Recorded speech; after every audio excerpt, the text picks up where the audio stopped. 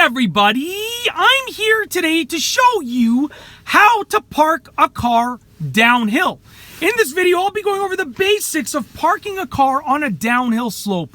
Without further ado, let's get right into the video. As you can see right here, this is a downhill slope, and I'm actually just going to be parking the car up ahead where that curb is right there. And I'll be showing you how to park a car downhill with a curb and also without a curb. So I'm just going to switch the camera view to show you the steering wheel right there. Now what I'm going to do is I'm just going to move forward and pretend that I'm driving and that I'm pulling over to park the car. So putting the car in drive, I'm just moving forward. So let's go ahead and move forward just like this. Let's pretend that I'm driving and I say, oh, I want to park up here. I'm going to put my right signal on. I'm going to move towards the curb and I'm going to try and get as close to the side of the road as possible. Whether there's a curb or no curb, I'm going to try and get as close to that side of the road as possible. All right. Now, just for the sake of the audio of this video, I'm just going to take my signal off. Now, at this point, you have to look at whether or not there's a curb. If there is a curb or if there's not a curb, it actually doesn't make a difference when you're parking on a downhill slope. It doesn't make too much of a difference. Now, let me explain this. When you're ready to park the car and you've come as close to the side of the road as possible, you're going to take your steering wheel and you're going to turn it all the way towards the side of the road. Whether there is a curb or not, you're going to turn it all the way towards the side of the road, which is the right side in this case. So I'm taking my steering wheel, I'm steering all the way to the right until the steering wheel locks, just like that. And then you can release it, okay?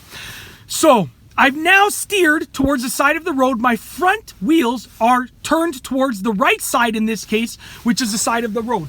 Now, if there is a curb there, the reason that we're turning our wheels is because if the parking assembly fails, whether it's an automatic car or a manual car, if whatever you're doing to actually park the car fails, your car's going to roll towards the curb and the curb is going to catch your front tires, okay? Therefore, your car's not going to roll anywhere else. It's going to catch on the curb. Now, at this point, if there is a curb, some people like to put it in neutral and let the front wheel lock on the curb before they actually park the car, and it's going to look something like this. I'm putting the car in neutral.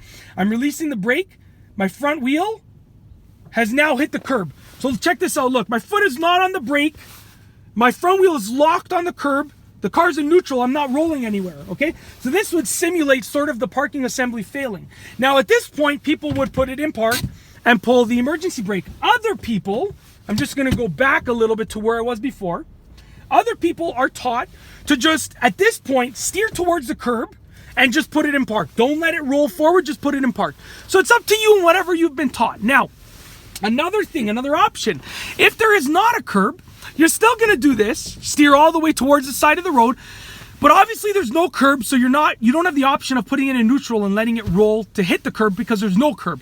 But in the event that your parking system fails, you're going to be rolling off the road and not into traffic or not straight with traffic. You're going to be rolling off of the road if there's no curb. So once again, if your parking system fails, you're going to roll to the side of the road, which is off of the road, away from traffic and so forth. And that's basically it. You know, once you're ready to actually park the car, then you're going to put it in park and pull the e-brake if you are in an automatic car. Or if you're in a manual car, you're going to leave the car in gear and pull the e-brake before you shut the car off. And that's basically it. If you like this video, be sure to give it a thumbs up. Let me know what you think down below as a comment. And of course, be sure to subscribe for more great car and driving videos just like this one. And that's all I have for you today. Thanks for watching.